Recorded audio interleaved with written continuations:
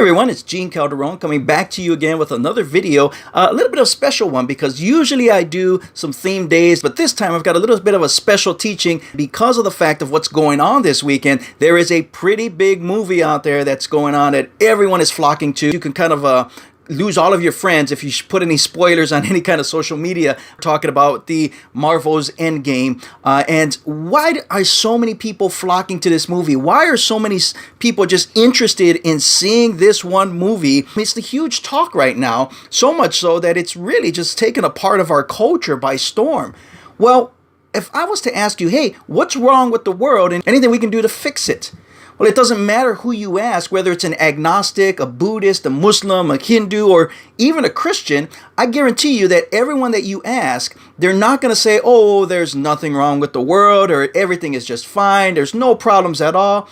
We all know that there's something wrong with the world and things are not the way that they should be. We feel a sense that some way, somehow, paradise has been lost and we are desperately doing all that we can to try to get it back. In fact, just about everything we do in our lives is try to regain paradise or try to get everything back to the way we believe it should be. Why is there such a huge interest in these fantasy stories? Well, I believe it's because there are a lot of human desires in them that today we just can't satisfy. I mean, for instance, we want to hold on to relationships. We want to be able to experience all of nature around us, which we feel disconnected or distracted from. We want to be able to live long enough to see all our dreams come true. We don't ever want to stop having loving relationships, and ultimately, we do want to see good triumph over evil. These are some of the deepest desires we have in our lives, and I think that's the reason why we flock to movies, just to be able to experience that, because we need a fulfillment of those desires. But where do these desires come from? Well, if Christianity is true, then the theme of these movies and the story is based on what we have been praying for will actually happen, that we will live for eternity, that we will experience God's creation completely and fully, and we're going to have a never-ending loving relationship with the ones that we love here and beyond. And ultimately, we do want to see good triumph over evil. But that is if Christianity were true. Even though we know that the movies that we go see are fiction, we have such a longing of some kind of satisfaction that when we see a movie like that, we dive right into it.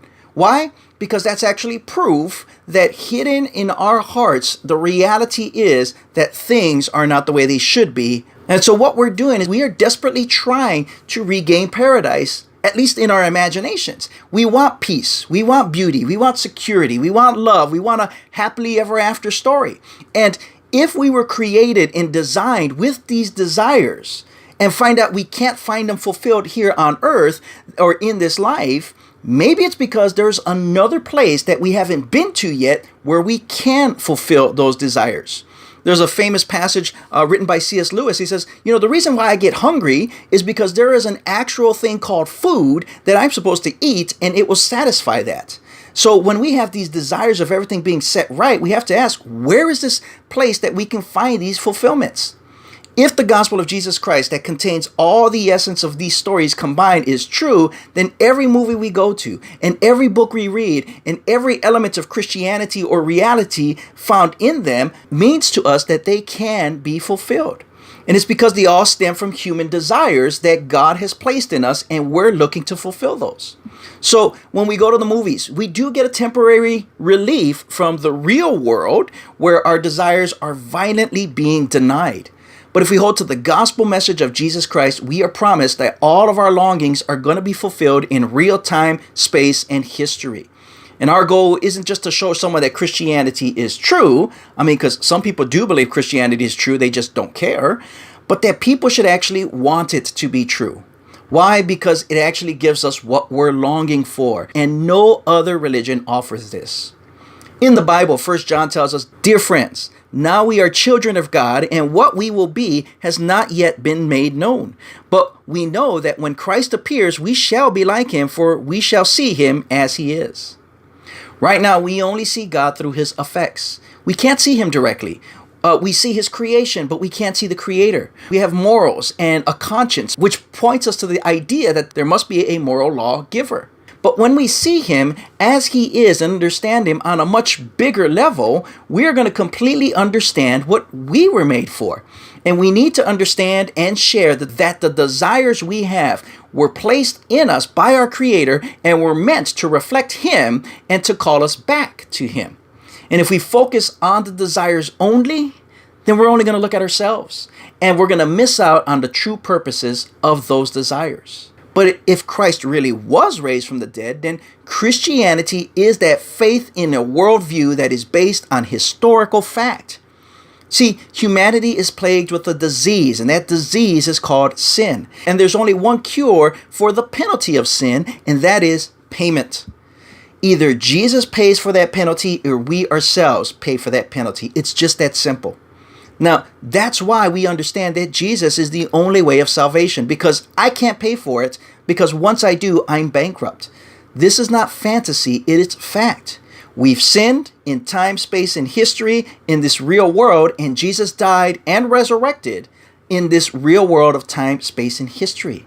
And what we see in all of these movies only exposes what exists in each of us. That is, desires given to us by God that must line up with his purposes to be fulfilled in Jesus Christ. A lot of times, we create up fantasy or stories about super strength or flying or all these supernatural powers, and it's because we realize we need something supernatural beyond all this world in order to find that fulfillment that we desire. We understand there's something beyond nature that we need, but we can't find it, and it's only found in Jesus Christ. So I hope this helps you. Again, this is Gene Calderon with Gene Calderon Apologetics Ministries.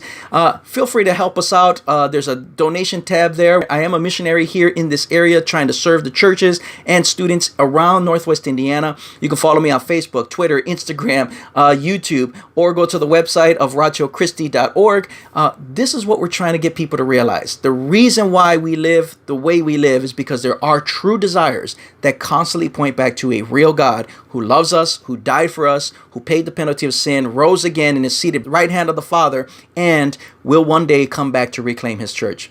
God bless you and enjoy the movie, but let that be a reminder that there is a true, real God that exists up there who can actually do all the things that these fantasies portray, only it's not fantasy, it's real. God bless you. Take care.